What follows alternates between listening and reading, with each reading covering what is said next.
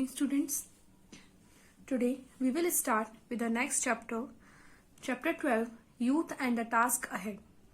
Take out page number 83, chapter 12, Youth and the Task Ahead. This chapter was written by Dr. Karan Singh. Dr. Karan Singh is one of the politician or author. He was still alive. He was born in 1931. He wrote many books related to philosophy and political science. His major works are Toward the New India, 1974, Om Man's World, 1986, Essay on Hinduism, 1987, Autobiography, 1989, Brief Sojourn, 1991. And he was awarded with the Padma Vibhushan in 2005. In this chapter,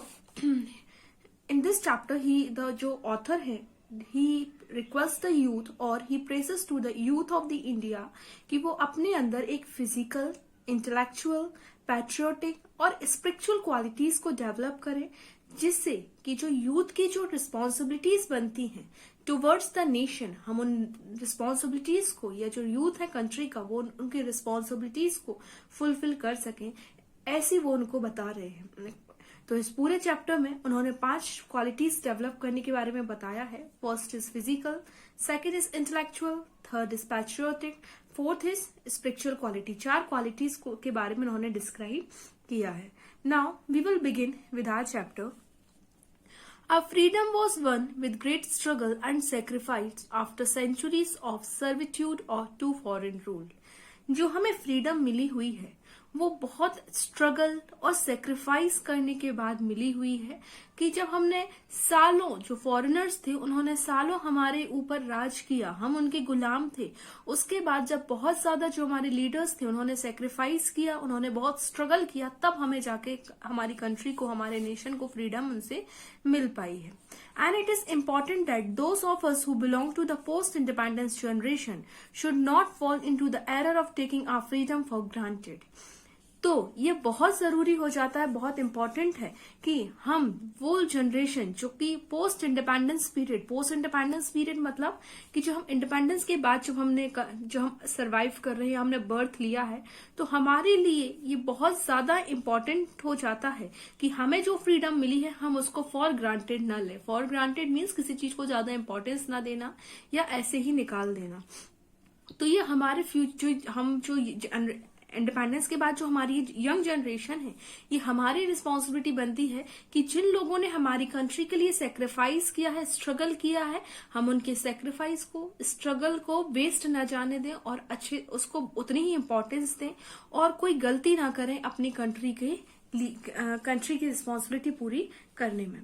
The maintenance and strengthening of freedom is a task even more enormous means difficult than its attainment. और वो क्या कह रहे हैं इसमें कि जो हमें फ्रीडम मिली है उस फ्रीडम को मेंटेन करके रखना और वैसे ही आगे बढ़ाना, ये ज्यादा इम्पोर्टेंट है, ये ज्यादा डिफिकल्ट टास्क है. बल्कि किस चीज से ज्यादा कि फ्रीडम लेने से. वो क्या कह रहे हैं कि जब फ्रीडम हमको मिली नहीं थी, हम गुलाम थे, तो जब लोगों ने जो स्ट्रगल किया था वो उतना डिफिकल्ट नहीं था जितना कि अब उस चीज को मेंटेन करना डिफिकल्ट है.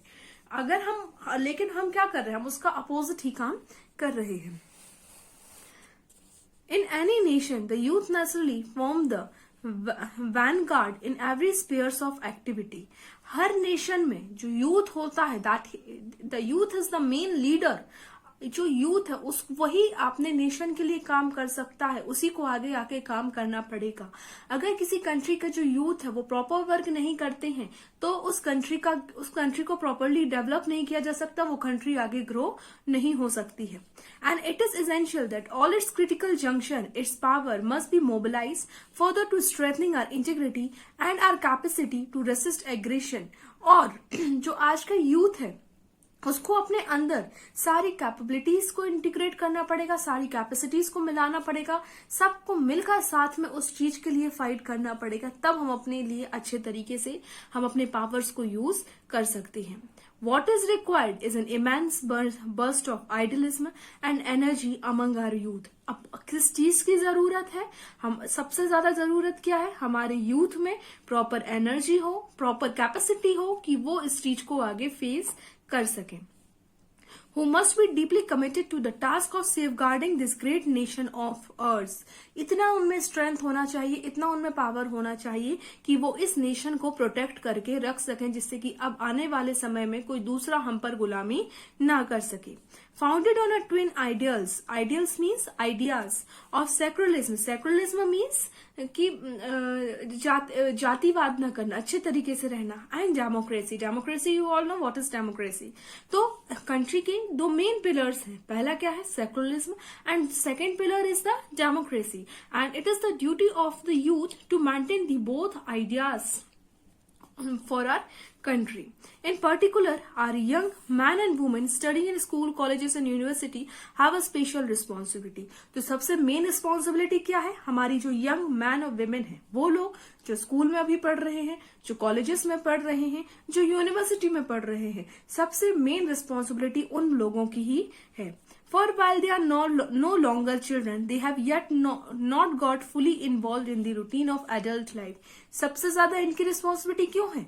क्योंकि अब वो लोग जो स्कूल, कॉलेजेस या यूनिवर्सिटी में पढ़ रहे हैं, अब वो बच्चे भी नहीं हैं. अगर आपकी हम बात करें तो you are now a teenager. अगर आप 12th क्लास में हैं अभी अभी आप टीनेजर हैं. आपको कोई बच्चे में काउंट नहीं करेगा. और अभी आप एडल्ट लाइफ में भी नहीं आए हैं. आपके ऊपर कोई ऐसी फैमिली रिस्पॉन्सिबिलिटीज भी नहीं आई हैं. तो अभी आप कि ऐसी एज है कि आप अपनी कंट्री के लिए, अपने नेशन के लिए कुछ अच्छा काम कर सकते हैं. मेन रिस्पॉन्सिबिलिटी आपकी ही बनती है कि आप अपनी कंट्री के लिए प्रॉपर वर्क कर सकें. They constitute an immense reservoir of strength which is properly canalized can improve to a source of great power to the nation. Indeed, it is these young Indians who will soon be called upon to provide leadership in all walks of national life, and they must train themselves to fulfill the future responsibility with distinctions. Even आप में से भी हो सकता है आगे जाके कोई ग्रेट लीडर्स बन जाए, कोई अच्छे पोजीशंस पर पहुंच जाए. तो ये आपके अंदर आपकी रिस्पॉन्सिबिलिटी बनती है कि आप अपने अंदर ऐसी क्वालिटीज को डेवलप करें कि हमारे वजह से हमारी कंट्री को भी हम डेवलप कर सकें. हमारे जो अंदर क्वालिटीज हमने डेवलप की हैं, उनका बेनिफिट हम अपने नेशन को, अपनी कंट्रीज को भी पहुंचा सकें. I would like to address a few words in particular to our young women and women. तो अब जो डॉक्टर करण सिंह हैं, वो क्या कहते हैं कि अब वो कुछ few words हमारी जो कंट्री के यंग मैन और women हैं, उनके लिए बोलना चाहते हैं. If they are to be effective in the service of the nation, it is essential that they must fit themselves in every way for this task. तो उन्होंने क्या कहा है डॉक्टर करण सिंह ने कि अगर हमारी कंट्री के जो यंग मैन और विमेन हैं, अगर वो चाहते हैं कि वो कंट्री के लिए कोई अच्छा काम कर सकें, कंट्री के लिए अपना डिवोशन दे सकें, तो सबसे पहले सबसे इम्पोर्टेंट काम क्या है? उनको अपने आप को ही फिट रखना पड़ेगा. क्योंकि अगर आप फिट नहीं हो तो आप अपना कंट्रीब्यूशन कंट्री के लिए भी नहीं दे पाएंगे. अगर आप फिजिकली, मेंटली हर तरीके से फिट हैं, तभी आप किसी दूसरे के लिए कुछ कर सकते हैं.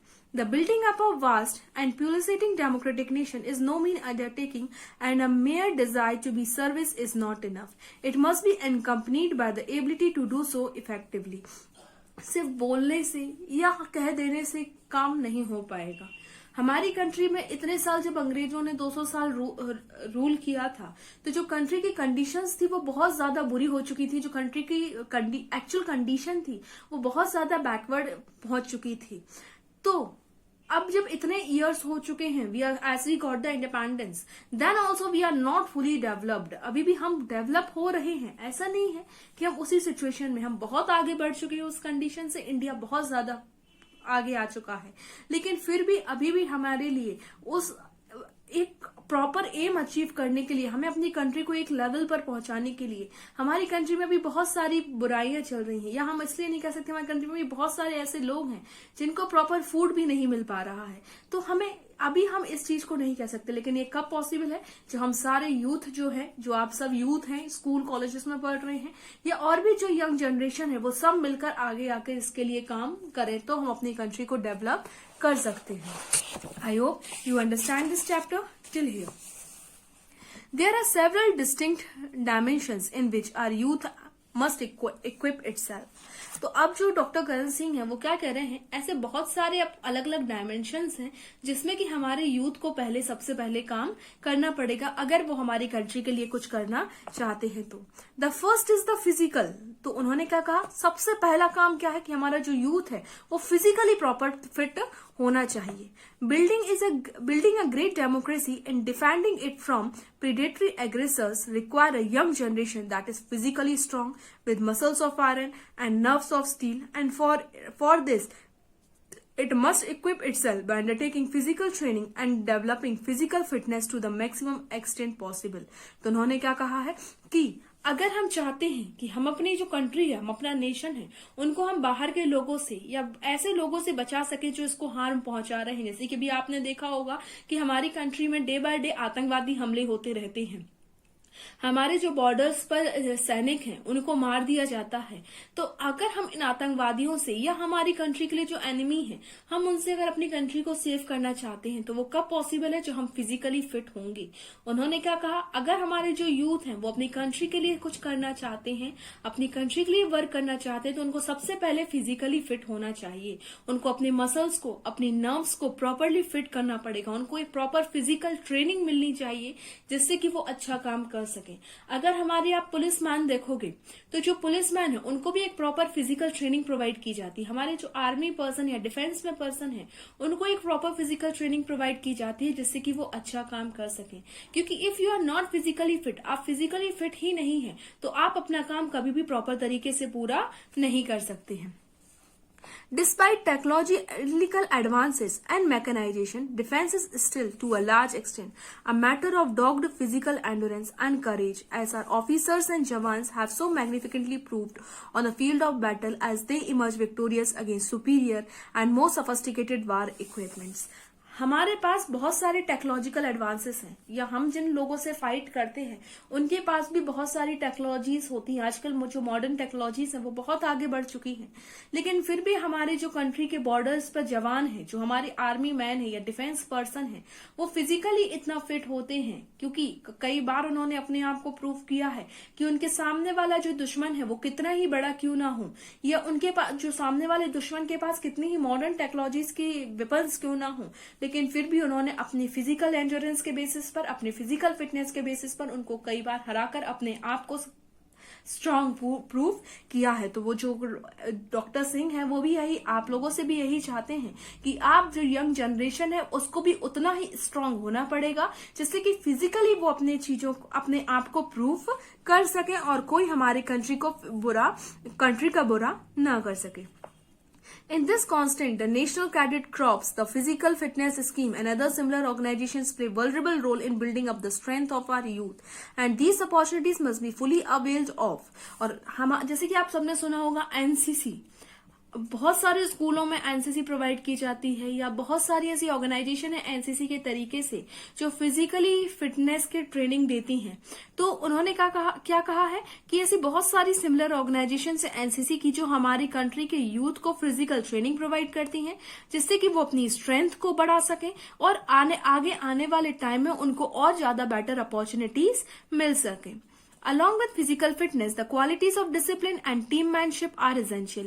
आप फिजिकल फिटनेस के साथ साथ आपके अंदर डिसिप्लिन और टीममैनशिप मीन्स सिर्फ इंडिविजुअली काम नहीं करना, अपने पूरे ग्रुप के साथ काम करना, सबको साथ लेकर चलना, ये क्वालिटीज होनी भी बहुत ज्यादा जरूरी है, particularly for those planning to join the proud rank of our defence forces. और ये दो क्वालिटीज सबसे ज्यादा जरूरी किन लोगों के लिए है, जो प्राउड रैंक मीन्स जो चाहते हैं कि आगे जाकर डिफेंस में किसी अच्छी पोजीशन पर जॉब कर सकें, किसी अच्छी पोजीशन पर काम कर सकें, तो उन लोगों के लिए ये दो क्वालिटीज अपने अंदर, दो नहीं 3 क्वालिटीज अपने अंदर सबसे पहले डेवलप करनी पड़ेंगी।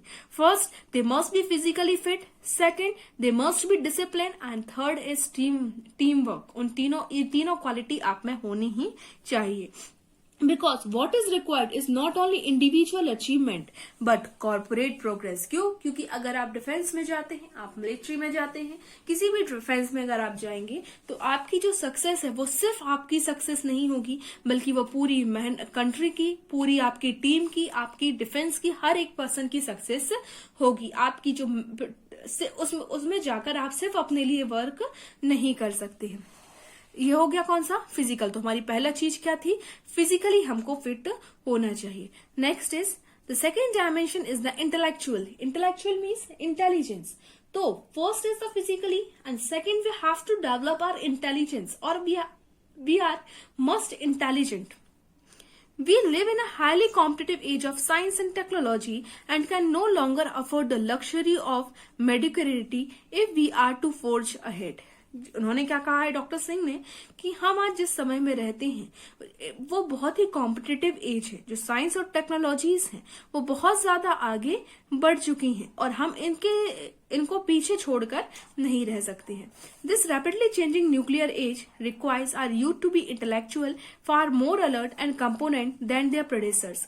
और अब जब इतना जो टाइम है वो आगे बढ़ चुका है, जो साइंस और टेक्नोलॉजी इतनी आगे बढ़ चुकी है, तो आज जो हमारा न्यूक्लियर एज है, मतलब लोग न्यूक्लियर वेपन्स बनाने लगे हैं, हम न्यूक्लियर वेपन्स को यूज करने लगे हैं। तो ये बहुत जरूरी हो गया है कि हमारा जो आज का यूथ है वो इतना इंटेलिजेंट होना चाहिए और बहुत ज्यादा अलर्ट होना चाहिए और अपने प्रेडेसर्स मीन्स अपने पूर्वजों से कहीं ज्यादा उसको अलर्ट होना पड़ेगा। क्योंकि पूर्वजों के समय में, प्रेडिसर्स के टाइम में इतना मॉडर्न टेक्नोलॉजीज नहीं थी जितना आपके समय में हो गई। अगर आप प्रॉपरली अलर्ट नहीं होंगे, इंटेलिजेंस नहीं होंगे, तो आप उन टेक्नोलॉजीज को यूज करना नहीं सीख सकते। या उन कुछ ऐसी टेक्नोलॉजीज भी हैं जैसे कि आपको उनसे बचना भी आना चाहिए। तो इसके लिए आपको प्रॉपर इंटेलिजेंस होनी चाहिए, प्रॉपर अलर्ट होना चाहिए। And therefore every young man and women today studying in school, colleges and university must aim at academic ability of the higher order. तो उन्होंने क्या कहा है, आज जो यंग मैन और वुमेन जो स्कूल में पढ़ रहे हैं उनको अपनी पढ़ाई पर प्रॉपर तरीके से ध्यान देना चाहिए जिससे कि वो अपनी इंटेलिजेंस को डेवलप कर सके। In a developing nation like ours, where large numbers are still unable to acquire even primary educations, those undergo higher education constitute a privileged elite. तो उन्होंने क्या कहा है कि जैसे कि इंडिया हमारा एक डेवलपिंग नेशन है जहां बहुत सारे लोगों को अभी भी प्राइमरी एजुकेशन तक प्रॉपर तरीके से प्रोवाइड नहीं हो पाती है। तो ये हमारी रिस्पॉन्सिबिलिटी बनती है, जो हम लोग आज पढ़ रहे हैं, अगर आज हम लोग अच्छी एजुकेशन एक्वायर कर रहे हैं तो हमें जो एजुकेशन दी जा रही है हम उसको वेस्ट ना करें, हम अपने एजुकेशन को प्रॉपर तरीके से यूटिलाइज करें। ये हमारी रिस्पॉन्सिबिलिटी बनती है। क्यों? क्योंकि बहुत सारे अभी भी हमारी कंट्री के ऐसे लोग हैं जिनको इतनी एजुकेशन भी जिनको ये अपॉर्चुनिटी नहीं मिल रही कि वो यहां तक भी, आपकी जगह तक भी आकर पढ़ सकें। They must therefore repay their debts to society by not wasting a single moment of academic life in futile or destructive pursuit, but strain every nerve to become able and efficient in their respective field of study so that they can serve India with greater efficiency. तो इसमें जो doctor Singh है उन्होंने क्या कहा है कि हमारे ऊपर ये जिम्मेदारी है, हमारे ऊपर ये लायबिलिटी है, हमारे ऊपर ये कर्ज है, किसका? सोसाइटी का, कि हम अब सोसाइटी की वजह से जो पढ़ पा रहे हैं या हमारी जो हम पढ़ाई लिखाई है, ये हमारा कर्ज बनता है कि हम उससे, हमारी पढ़ाई लिखाई से हम सोसाइटी को बेनिफिट प्रोवाइड करें जिससे कि हम उसका ये कर्ज उतार सकें। हमारी जो एकेडमिक लाइफ है, हमारी जो पढ़ाई लिखाई है वो वेस्ट नहीं जानी चाहिए। इवन हम अपना सिंगल मोमेंट है वो भी इतना अच्छे तरीके से बना सकें कि हम अपने सोसाइटी के लिए उसका बेनिफिट प्रोवाइड करवा सकें।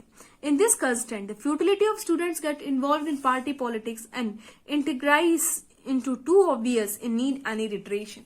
जैसे कि आप सभी जानते हैं कि आजकल की जो पॉलिटिक्स हो गई है वो किस टाइप की हो गई है। तो इन्होंने क्या कहा कि जो स्टूडेंट्स हैं उनको इस पॉलिटिकली जो साजिश चलती हैं या पॉलिटिकली जो ड्रामा चलते हैं उसमें इन्वॉल्व ना होकर कुछ फ्यूटाइल चीजों में, अपनी कुछ अच्छी चीजों में अपना काम करना चाहिए जिससे कि डायरेक्टली हम नेशन को बेनिफिट प्रोवाइड करवा सकें। जैसे कि फॉर एग्जाम्पल अभी आप लोग हैं, you are not in a age कि भी आप कुछ ज्यादा और कर सकें, लेकिन एक काम आप कर सकते हैं।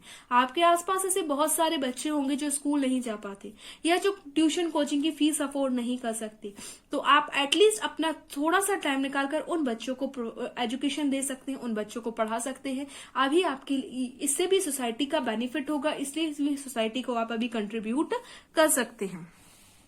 The third is the dimension of patriotism. अभी हमने दो पढ़ी, first is physical and second is intellectual. Intellectual means intelligence. The third is patriotism. You all know what is patriotism? देशभक्ति। I am concerned here not so much with the routine meaning of this term as with a deeper patriotism which instead all pettiness and exclusivism and create in our youth a deep urge for national unity and progress. अब जो doctor Singh है वो उसमें क्या कह रहे हैं कि अब वो यहाँ अपने जो रेगुलर मीनिंग पढ़ रखा होगा पैट्रियोटिज्म का वो बताने के लिए नहीं आए हैं. वो क्या कह रहे हैं कि अकॉर्डिंग टू हिम जो पैट्रियोटिज्म का रियल मीनिंग है उसका मतलब क्या है कि हमारी जो नैरो माइंडेडनेस है इन सारी चीजों को छोड़कर हमारा जो यूथ है उसको अपनी जो थिंकिंग को ब्रॉड करना पड़ेगा, अपने अंदर एक प्रॉपर एनर्जी क्रिएट करनी पड़ेगी और सबको साथ लेकर चलना पड़ेगा जिससे कि कंट्री क्या हो सके, प्रोग्रेस कर सके. हमें यूनिटी में मिलजुल कर रहना पड़ेगा. This alone can eradicate corruption and nepotism from our land. और जो हमारे यूथ हैं वो ही हमारी कंट्री से करप्शन को खत्म कर सकते हैं. और नेपोटिज्म आपने भी सुशांत सिंह के मामले में बहुत नाम सुना होगा, भाई भतीजा बात, मतलब कि अपने ही लोगों को ज्यादा बेनिफिट प्रोवाइड करवा देना और बाकी लोगों को छोड़ देना. तो जो यूथ है वो ही इन चीजों को खत्म कर सकता है बिकॉज बिगर यूथ के ये चीजें खत्म होना पॉसिबल नहीं है. And globalising our whole process of economic development which is so crucial to the success of democracy. और इन चीजों को खत्म करना ही हमारी कंट्री के लिए बहुत जरूरी है. और जब तक ये चीजें खत्म नहीं हो सकती हम प्रॉपर डेमोक्रेसी को फॉलो नहीं कर सकते हैं. The youth of the nation is always the fountain head of its idealism, and a young man and woman must have full realization that is up to them to provide a new moral impetus to India and its crucial juncture in our history as a free nation.